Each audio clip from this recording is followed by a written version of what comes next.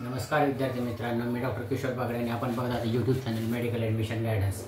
या चॅनलद्वारे medical admission संदर्भात सर्व माहिती अतिशय नियोजनबद्ध पद्धतीने विद्यार्थी व पालक यांच्या गरजा लक्षात घेऊन वेळोवेळी प्रसारित केली जाते।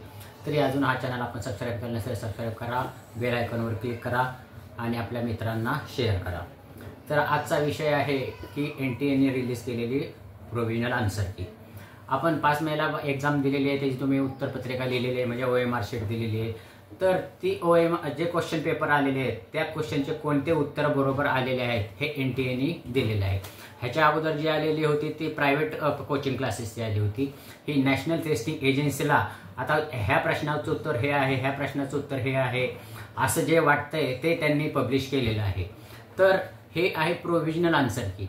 तर हिला प्रोव्हिजनल आन्सर की का म्हणायचं, तर हे 3 दिवस आपल्याला दिलेले आहेत। हे आन्सर की आम्हाला NTA वाटते की ह्या प्रश्नाचं उत्तर हे, ह्या प्रश्नाचं उत्तर हे, पण हे जर चुकीचं असेल असं स्टुडंटला वाटत असतील किंवा काही शिक्षकांना वाटत असेल, प्रोफेसर लोकांना वाटत असेल, तर ते ह्या प्रश्नाचं उत्तर हे नाहीये असं NTA सांगू शकतात आणि NTA त्याच्यावर विचार करणार आणि मग नंतर फायनल आन्सर की येणार 31 मे नंतर, म्हणून ह्याला प्रोव्हिजनल आन्सर की म्हणतात। तर ही काल संध्याकाळी नोटीस आलेली आहे, त्या संदर्भात आपण हा व्हिडिओ करतो। तर ह्याच्यामध्ये प्रोव्हिजनल आन्सर की मध्ये काय काय करायचं आपल्याला, तर 2 ऑप्शन्स दिलेले आहेत त्यांनी, आन्सर की चॅलेंज आणि रेकॉर्डेड रिस्पॉन्स चॅलेंज। आता हे दोन आपण पहिल्यांदा समजून घेऊ की आन्सर की चॅलेंज म्हणजे काय।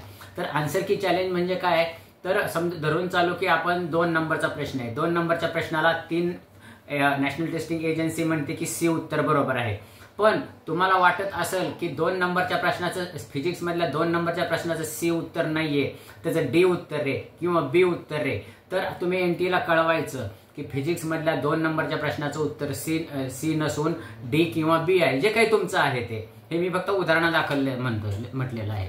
तर ह्याला म्हणतात आन्सर की चॅलेंज। आणि दुसरा हे काय आहे, रेकॉर्डेड रिस्पॉन्स चॅलेंज। आता रेकॉर्डेड रिस्पॉन्स चॅलेंज म्हणजे काय, धरून चालू एखाद्या स्टुडंटनी बॉटनी मधल्या 4थ्या प्रश्नाचं उत्तर C दिलेलं आहे, एखाद्या स्टुडंटने बॉटनी मधल्या 4थ्या प्रश्नाचं उत्तर C लिहिलेलं आहे, पण ते NTA चुकीचं सांगितलेलं आहे। जरी समजा चुकीचं सांगितलेलं आहे आणि स्टुडंटला तर वाटतं बरोबर आहे, तर त्याला जो आपण चॅलेंज द्यायचंय त्याला रेकॉर्डेड रिस्पॉन्स चॅलेंज म्हणतात।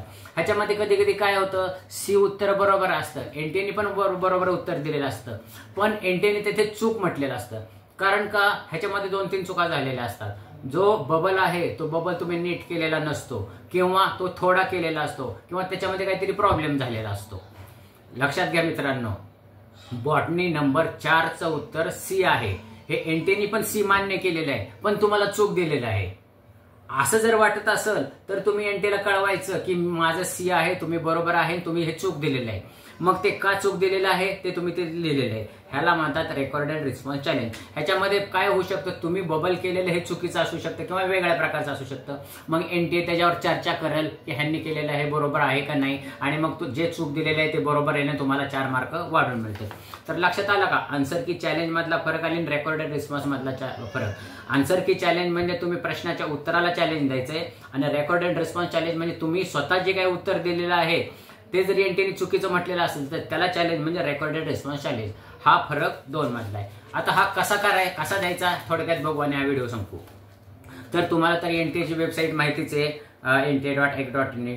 त्याच्यावर अप्लाय आन्सर की वर क्लिक करायचं आहे, त्याच्यानंतर टेक्स्ट बुकलेट कोडवर क्लिक करायचं आहे, त्याच्यानंतर तुमचा ऍप्लिकेशन नंबर टाकायचा, डेट ऑफ बर्थ टाकायची आहे, आणि मग त्याच्यानंतर पुढे तुमचा सगळं हे येतं, क्वेश्चन पेपर येतो आणि ते आन्सर की येते। त्याच्यानंतर तुम्हाला जो काही प्रश्नाचा हे वाटतंय चॅलेंज द्यायचा आहे, मग त्याच्यावर क्लिक करायचं। त्याच्यावर क्लिक केल्यानंतर 4 ऑप्शन्स येतात, मग 4 ऑप्शन्स मधलं तुम्हाला जे काही बरोबर वाटतंय त्याच्यावर क्लिक करायचं आणि त्याच्यानंतर अपलोड फाईल म्हणतात।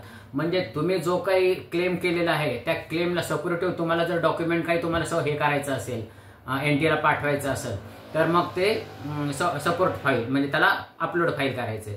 धरून चालू की एखाद्या प्रश्नाचं उत्तर तुम्हाला बरोबर वाटतं पण NTA चुकीचं दिलंय, मग ते तो उत्तर बरोबर का आहे ह्याच्या सपोर्टिव्ह तुमचं जे काही डॉक्युमेंट आहे, NCERTचं पुस्तक असेल किंवा त्यातला काही पॅरेग्राफ असेल तर त्याचा स्क्रीनशॉट काढून तो अपलोड करायचं आहे. एवढं केल्यानंतर सेव्ह करायचं आहे, सेव्ह आणि क्लेम करायचं आहे.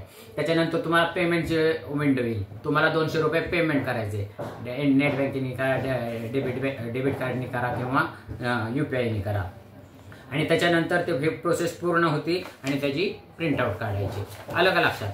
सेम प्रोसेस रेकॉर्डेड रिस्पॉन्स चॅलेंजला आहे. तर मला वाटतं की हे तुम्ही लक्षात आलेलं असेल.